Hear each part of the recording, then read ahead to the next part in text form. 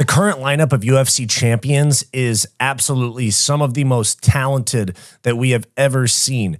Khamzat Chimaev just became middleweight champion at UFC 319. Ilia Topuria just became lightweight champion a couple months ago. The men's divisions are absolutely stacked in the UFC right now. This is probably the most talented that we've ever seen the sport as a general statement. Of course, there's exceptions. Some of these champs might retire with the belt. Others might be approaching their last title defense as we speak. So in this video, we are going to be ranking UFC champions from most likely to lose their belt in their next title defense to most likely to hold on to it for a very long time. So stick around to hear who I think is going to hang on to their UFC championship the longest.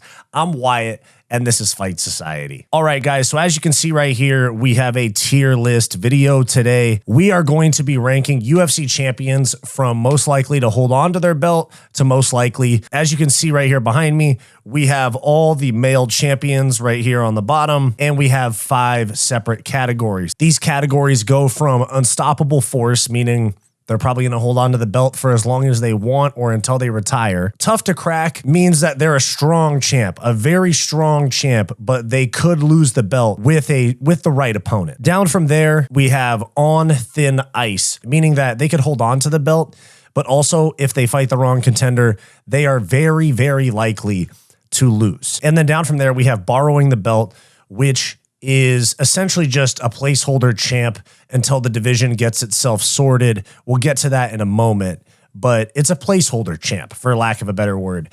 And then dead man walking is they're going to lose the belt in their next title defense. So let's get into it. Now, these champs are going to be ranked based off of what challenges they have ahead of them, because some of these champions' toughest tests, best contenders, are already behind them. But this strictly has to do with how long they're going to hold the belt that they have now with a look forward. Whatever's behind them is behind them. But we're talking about going ahead, what challenges lie ahead for them. And we are going to start with the UFC heavyweight champion, Tom Aspinall. If you take a look at the heavyweight division right here, Tom Aspinall has already defeated many of these top contenders. He beat Marcin Tybura. He beat Curtis Blades. He beat Sergey Pavlovich. He beat Alexander Volkov. The only people he hasn't fought that are close to the top of the division that might actually get a title shot is Ciryl Gane, Jailton Almeida, and Salsa Boy Waldo Cortez Acosta. The other people, obviously, these 3 right here, could all get rematches, and Volkov honestly should have gotten the W over Ciryl Gane and should be fighting Tom Aspinall at 321, but it's Ciryl Gane. Tom Aspinall's beaten the biggest tests in this division, in my opinion. He's much more well-rounded than Ciryl Gane, who he fights in October. He's beat these 3 already. Jailton Almeida is undersized for the division. I think Tom Aspinall KOs him early. The rest of the division cannot keep up with Tom Aspinall. I think Tom Aspinall is going to be able to run up title defenses until he's 40 or whenever he decides to retire, because there are no prospects of actually good heavyweights coming up that could challenge somebody like a Tom Aspinall. So for that reason, Tom Aspinall is an unstoppable force. There's no doubt about that, especially if he gets past Ciryl Gane, which I think he's going to get by him very easily.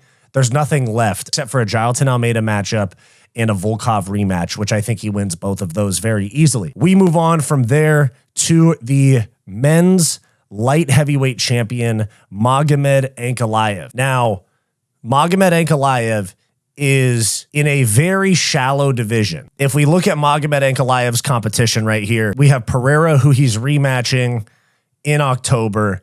You have Yuri Prohaska's right there fighting Roundtree on the same card. Aside from 1 and 2, there's not a whole lot of people that either haven't lost to Ankalaev already or would beat him.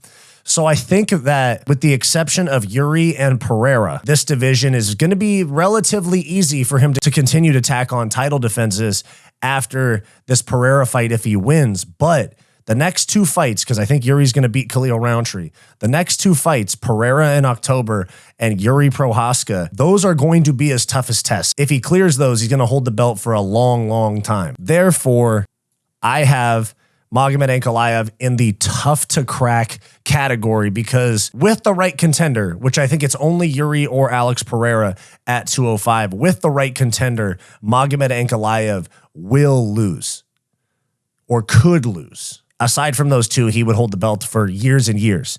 Now, we move on from there to Khamzat Chimaev, who just took over the middleweight division at UFC 319 when he dominated Dricus du Plessis. When we look at middleweight for Khamzat, he's definitely going to be fighting the winner of Imavov and Bohalyo, which is in about 2 weeks' time as the main event of UFC Paris. That is absolutely going to be his next title challenger.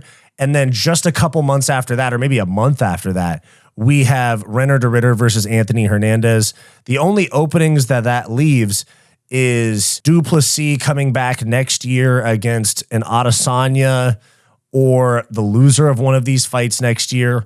Adesanya versus Strickland is also a possibility. But Khamzat's next couple title defenses, he's got Imavov. I think he beats Imavov. Or it's Bohalyo. I think he beats Bohalyo. And then if he beats the winner of that, he's going to fight the winner of RDR and Anthony Hernandez. And while those are very tough fights, I think he clears both guys. So he's definitely going to have the belt for a long time if he gets past the RDR Hernandez winner. But I think he's going to get past the Bohalyo and Imavov winner. But after that, there's still more tests. Like, you never know. Can Israel Adesanya get a title shot, defend a takedown, and piece Khamzat Chimaev up on the feet? Despite dominating DDP at 319, I still feel like, aside from the cardio, there's a lot of questions about Khamzat Chimaev. That's why I have him in the tough to crack category.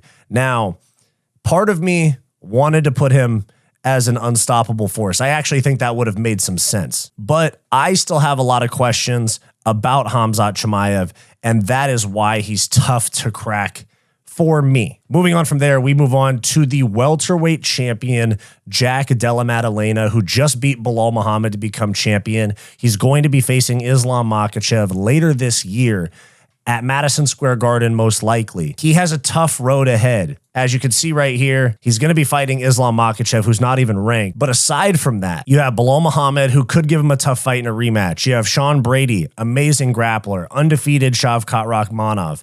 Kamaru Usman could be right there for a title shot. Ian Gary, Michael Morales, Carlos Prates, Joaquin Buckley coming off of a couple wins. You have Leon could put together a streak. This is such a talent-rich division because you got Kevin Holland at 15, Colby Covington at 10, Jeff Neal at 12. Gabriel Bonfim is on his way up as well. Jack Della Maddalena has possibly the hardest run at title defenses, along with Ilia Topuria, because 155 is absolutely stacked. But Jack Della Maddalena has so many tough matchups for him, even in the next 2 or 3 fights. There really is no light at the end of the tunnel where it's going to be like, oh, he's cleared everybody. There's nobody left for Jack Della Maddalena. With that said, I think he's incredibly talented and he can beat all of those guys, but he's not necessarily guaranteed to win 5, 6, 7 defenses in a row against that talent rich of a division. And so he might lose it in his next fight against Islam. And then you have bigger guys like that right after. And I have to put Jack Della Maddalena, as much as I like him and I want to put him higher, I have to put him on thin ice because I do think there's a good chance he beats Islam Makhachev. But past that, if he gets past that, there's so many tough fights for him. Moving on from there to the current 155-pound champion, Ilia Topuria, who just beat Charles Oliveira by KO to become champion. Ilia Topuria is so powerful, so well-rounded, and just knocked out Charles Oliveira. And he's in a tough division similar to Jack Della Maddalena. If you take a look at Ilia's defenses that he's going to have to make, it's possibly Islam if Islam comes back down. You also have whatever his next fight's going to be. It's either Arman Sarukian, Max Holloway, Paddy Pimblett. But even aside of like what his next fight is, it's just a string of very hard contenders. Islam could come back down. Arman Sarukian could be next. Max Holloway, Justin Gaethje, Dan Hooker, Paddy Pimblett's really talented. Matus Gamrot's an elite level wrestler. Even down, all the way down here, Mauricio Huffy's ranked 15th. Mauricio Huffy could be 3 wins from a title shot because he's going to fight Benoit Saint-Denis in Paris. You could see him getting a Fiziev matchup if Fiziev loses to Oliveira, or possibly even getting Gamrot or Dariush. And then from there, a top 5 guy. So Ilia Toporia's next few title defenses very well could be Arman, Islam, Holloway rematch, Justin Gaethje, Paddy Pimblett, or even Mauricio Huffy if he makes a big enough jump. But with that said, Ilia Topuria has already proven to us how amazing he is. Knocked out Oliveira, knocked out Holloway, knocked out Volk, while he is in possibly an even tougher division, or just as tough as Jack Della Maddalena. It would make sense to put him right here on thin ice. But given how proven Topuria is at this point, I'm going to put him on tough to crack, because I think there's a chance that one of those guys beats him, possibly an Islam, possibly an Arman. You never know, possibly a Gaethje or a Paddy. But I have a hard time thinking that more than one of those guys would beat him. Topuria just finds a way to win the important moments, actually dominate the important moments of fights. And while I would put him at unstoppable, because he does for sure seem like it, we have to be realistic that there is such an insane number of contenders at 155 with a lot of championship experience as well, like a Gaethje, like an Oliveira or Holloway, who definitely want a rematch with Topuria at some point. So I have Topuria as tough to crack. Moving on from there, we have the current featherweight champion, Alexander Volkanovski. I hate to do this to him. I hate to do it. He's a placeholder champ. Volk is one of my favorite fighters, one of the best featherweights, if not the best featherweight in UFC history. Future Hall of Famer, absolute legend of the sport. Beat Holloway 3 times, beat Diego Lopez.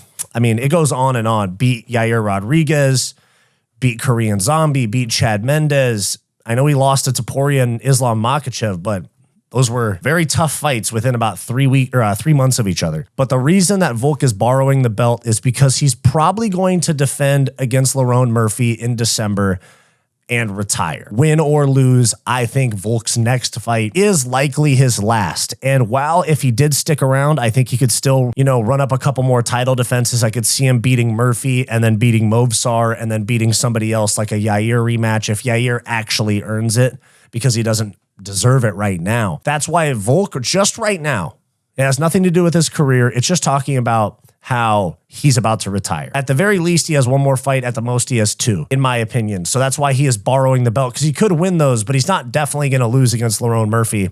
Lerone Murphy could beat him, but it could be his last fight anyway. So borrowing the belt. Moving on from there, Merab Dvalishvili has already ran through the bantamweight division. He beat O'Malley twice. He beat Umar. He beat Peter Yan. He's about to fight Corey Sandhagen. He's probably going to win that fight too. Who else did he beat? Henry Cejudo.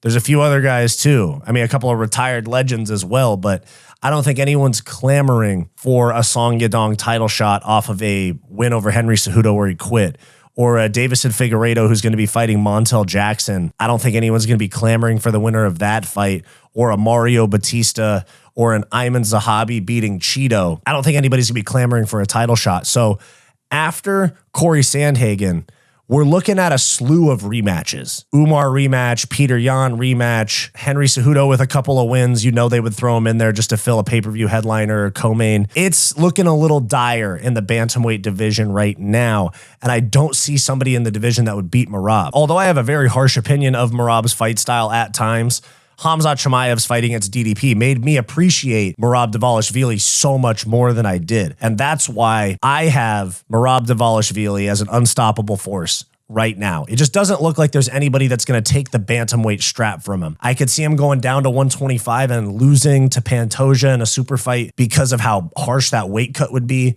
I could see him going to 145 and losing, being undersized for 145. But at 135, I think he's got it for a while. We move on from there to Alexandre Pantoja, who is the current UFC flyweight champion with 4 defenses. He's going to be fighting Josh Van at some point this year, probably the co-main event to the Madison Square Garden card, or the co-main event to Volkanovski versus Murphy in like December, something like that. He's already beat most of the division. He's beat Royval more than once, Moreno more than once, Kai Kara France more than once. I think he's beaten Alex Perez and Tim Elliott as well. He beat Steve Ursig. But even though he has left this division in shambles in some ways, there are people who have found moments of success. Moreno's had some success. I could see a Tatsuro Taira out grappling him if he could put together enough wins. Manel Kape has knockout power. Josh Van could defend the takedown and box up Alexandre Pantoja.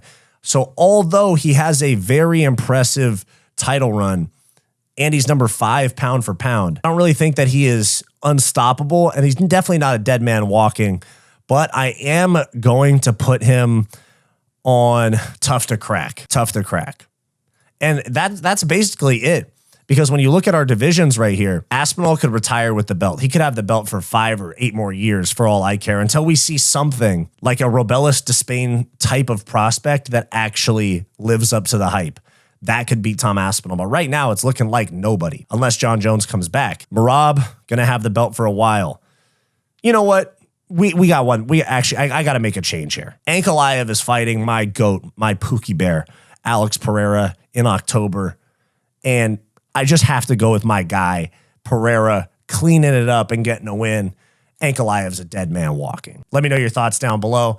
I'm Wyatt. This is Fight Society. Do you want more from Fight Society? Like and subscribe below this video and click the join button to become a channel member today to get access to behind the scenes vlogs and members only live streams.